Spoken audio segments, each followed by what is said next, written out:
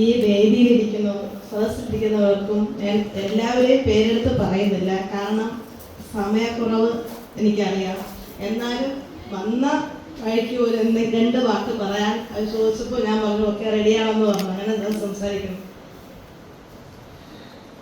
Sir പറഞ്ഞതുപോലെ എനിക്ക് വലിയൊരു കാര്യം പറയേണ്ടി വന്നത്, ഞാൻ വന്ന് ഇവിടെ കയറിയപ്പോൾ എനിക്കൊരു പോസിറ്റീവ് എനർജി കിട്ടിയെന്നുള്ളതാണ്.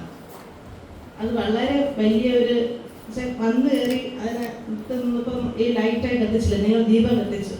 അപ്പോൾ ഞാൻ മനസ്സുകൊണ്ട് ആഗ്രഹമുണ്ട്, കാണാൻ എന്ത് ഭംഗിയായിരുന്നു അറിയാമോ. അത് കുട്ടികളായാലും ടീച്ചേഴ്സിനായാലും എല്ലാവരും സുന്ദരികളും സുന്ദരന്മാരുമായിരുന്നു. ഞാൻ ആലോചിച്ച് ഇതൊന്നും ഇപ്പോൾ നിൽക്കരുതേ എന്നുള്ളതാണ് എൻ്റെ മനസ്സിൽ. സാധാരണ നമ്മൾ ഇതിപ്പോൾ കഴിഞ്ഞു പോവാന്നുള്ളതാണ്.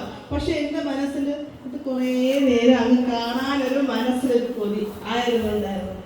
അപ്പോൾ അതൊരു വലിയ, പിന്നെ എനിക്ക് മനസ്സിലൊരു വിഷമം കൂടെ ഉണ്ടായി.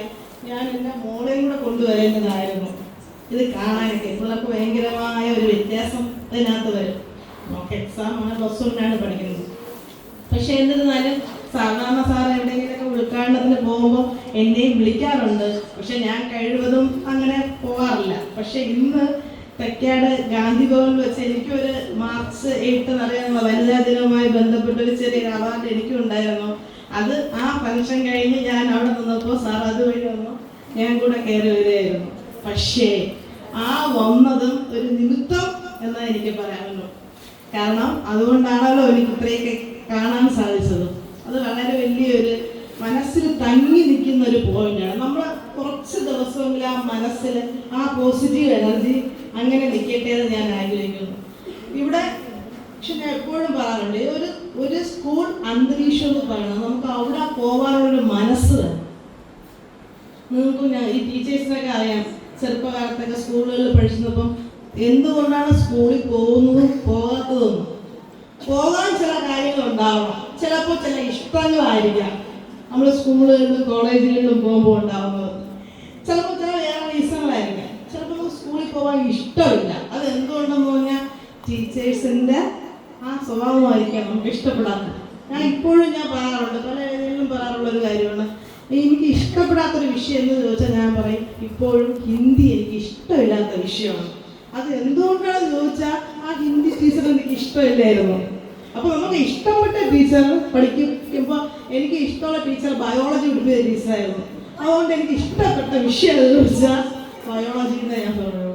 ആ ഒരു മനസ്സിന് ഇപ്പൊ ഞാൻ ഇന്ന് കണ്ടത് നിങ്ങൾക്ക് എല്ലാ ടീച്ചേഴ്സിനെയും ഇഷ്ടമുള്ളത് പോലുള്ള മുഖം ഉള്ളത് കൊണ്ട് എല്ലാവർക്കും കൂടെ വരാനുള്ള താല്പര്യവും കാണുമെന്ന് പറയാം. അപ്പം ഇവിടെ ഇരിക്കുന്ന മാതാപിതാക്കളെല്ലാം ഭാഗ്യം ചെയ്ത ആൾക്കാർ തന്നെയാണ്. നിങ്ങൾ ആ കുട്ടികളെ നമുക്ക് സംതിങ് സ്പെഷ്യൽ എന്നാണ് ഈ കുട്ടികളെ കുറിച്ച് പറയണത്. എല്ലാവരും എല്ലാം പഠിച്ചു തന്നെ നമുക്ക് റാങ്ക് കിട്ടി ആ നിലയിൽ തന്നെ പോകണമെന്നല്ല. പലർക്കും പല ഏരിയകളാണ് ഇവിടെ ഉള്ളത്. എല്ലാവരും ഡോക്ടർമാരായ ബാക്കി വേറെ ടെക്നിക്കൽ പരമായി ചെയ്യാൻ ആരാ ഉള്ളത്? പറ്റില്ല. അപ്പൊ അങ്ങനെയാണ് നമ്മളെ ദൈവം സൃഷ്ടിക്കുന്നത്. ഓരോ പേർക്കും ഓരോ രീതിയിലുള്ള കഴിവ്.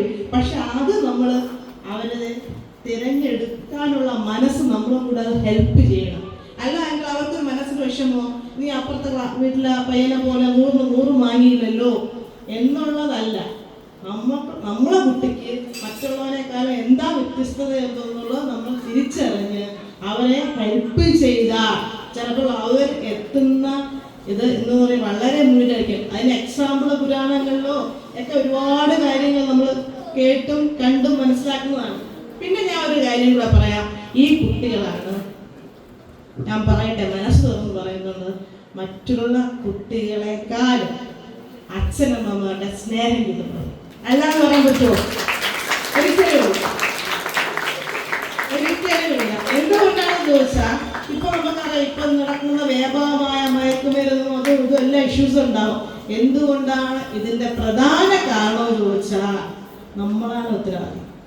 രക്ഷകർത്താക്കള്, സമൂഹം, ഈ സൊസൈറ്റി തന്നെയാണ് നമ്മളെ കുട്ടികളെ ഇല്ലാതാക്കുന്നത്. ഞാൻ പറഞ്ഞു, എൻ്റെ മനസ്സിൽ നെഞ്ച് കൈവച്ച് പറയുന്നു, ഇവരെ അങ്ങനെ ഇല്ലാതാവണമെങ്കിൽ ഈ സൊസൈറ്റി തന്നെയാണ് ഈ കുട്ടികളെ ഇല്ലാതാക്കുന്നത്. 2 രീതിയിൽ ഒരു കുട്ടി മയക്കുമരുന്നിന് അടിമയാവാൻ സാധ്യതയുള്ളൂ. First one is voluntary, second one is involuntary. Involuntary ആയി പെടുന്ന കാര്യം എന്ന് വെച്ചാൽ കുട്ടികൾക്ക് എന്ത് ചെയ്യുന്നു, മുട്ടായി രൂപത്തിൽ കൊടുക്കുന്നു, അത് അവരറിയാതെ കഴിക്കുന്നു, അതിൽ അഡിക്റ്റ് ആവുന്നു. അപ്പോഴും അവിടെ ആരാണ്? കുട്ടികളല്ല, കുട്ടികൾക്കല്ല ക്ലാസ് കൊടുക്കേണ്ടത്. ഇനി വോളണ്ടറി ആയി കൊടുക്കുമ്പോഴും അവിടെ ആ കുട്ടി എന്തെങ്കിലും കഴിക്കുന്നുണ്ടെങ്കിൽ അതിന് കാരണം ആരെന്ന് ചോദിച്ചാൽ അതിന് സൊസൈറ്റി തന്നെയാണ്. അവർക്ക് അവരുടെ കാര്യങ്ങൾ അമ്മയോടോ അച്ഛനോടോ പറയാൻ പറ്റാത്ത അവസ്ഥ ഉണ്ടാവും. കാരണം നമ്മൾ വർക്ക് ചെയ്തിട്ട് പോകുന്നു, വൈകുന്നേരം വീട്ടിൽ പോകുന്നു. 4 പേരുണ്ടെങ്കിൽ അച്ഛനും അമ്മ 2 കുഞ്ഞുങ്ങൾ, 4 പേരും 4 റൂമുകളിൽ, വലിയ വീടുകളായിരിക്കും. 4 റൂമുകളിൽ ഓരോ റൂമിൻ്റെ അകത്തും ഓരോ മൊബൈൽ കാണും. എല്ലാവരും വാട്സപ്പും ഫേസ്ബുക്കും കഴിഞ്ഞ് വരുമ്പോഴത്തേക്കും രാത്രി 12 മണിയാവും. പിന്നെ ഇവർക്ക് പരസ്പരം കാണാനോ സംസാരിക്കാനോ സമയം കിട്ടുന്നില്ല. അതാണ് വലിയൊരു കാര്യം. പക്ഷെ ഇവിടെ അങ്ങനെയല്ല. ഇവിടെ കുട്ടികളുടെ കാര്യത്തിൽ നമുക്ക് ഉറപ്പായിട്ടും അവരുടെ കാര്യത്തിൽ ഇടപെടേണ്ടതായി വരും. മറ്റുള്ള അമ്മമാരെക്കാളും നമ്മളെ ജീവിതത്തിൽ ഞാൻ പറയുന്നു, നമ്മളെ കുട്ടികളോട് കൂടുതൽ അടുക്കാനുള്ള അവസരവും അങ്ങനെയുള്ള അമ്മമാർക്ക് തന്നെയാണ്. ഞാൻ പിന്നെ എനിക്ക് ഒരുപാട് കാര്യങ്ങൾ പറഞ്ഞ് ഒരുപാട് സമയം കളയുന്നില്ല.